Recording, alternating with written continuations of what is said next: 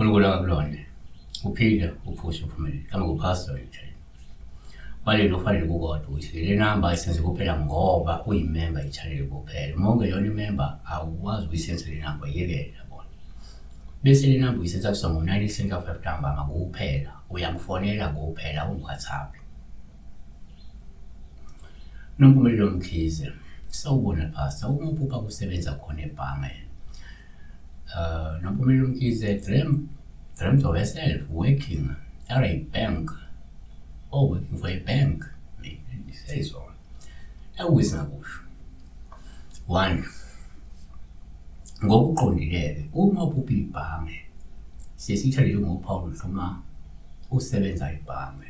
Lokho kusho ukuthi kungenzeka uyakhonjiswa ukuthi uyeza lo msebenzi futhi ungowakho uphiwe uNkulunkulu noma ke isidalwa futhi uyogcina usebenza khona ebhange. Wayesisho nje ingoba abanye abantu izinto ezisazokwenzeka impilo bayibona zingakafiki. 2 kuyenzeka ke ngokujwayelekile uma uphi ibhange kungabe ubophawu hloma usebenza ebhange lokho kusho ukuthi ngabe ungabe usaliphonsa ke ithawula kungenzeka iwona umsebenzi owuthandayo futhi iphupho lakho lizofezeka futhi uzowuthola umsebenzi ebhange uma usifakile isicelo somsebenzi.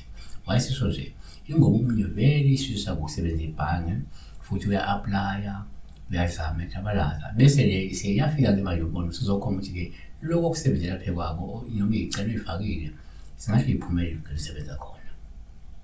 Yes, we know ukuthi sometimes uma ufaka isicelo endaweni ethile bese ukusebenza khona kuyakhambisana nokudumala bari-ke sicela ngokuhle. 3 kuyenzeka uma uphupha ibhange kube umsebenzi kube uphawu hloma usebenza ebhange osuke loveza la inhlanhla nesibusiso esuke sizokulethela nje amathuba amahle noma amathuba angcono sikulethela impumelelo okanye inzuzo nozinzo.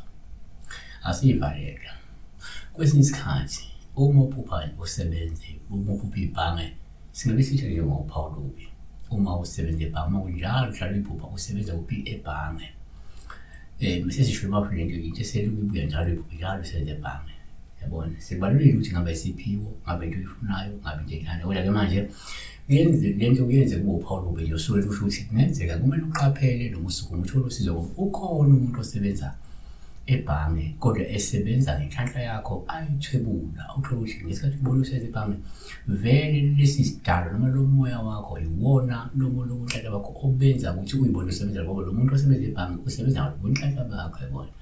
Siyabonga kakhulu besibheka la uphupha usebenza nje ebhange kodwa ke lokho uya-apply noma ukuphi umsebenzi ngendlela uphupha usebenza noma enye inkampani uzofana nayo. Siyabonga kakhulu.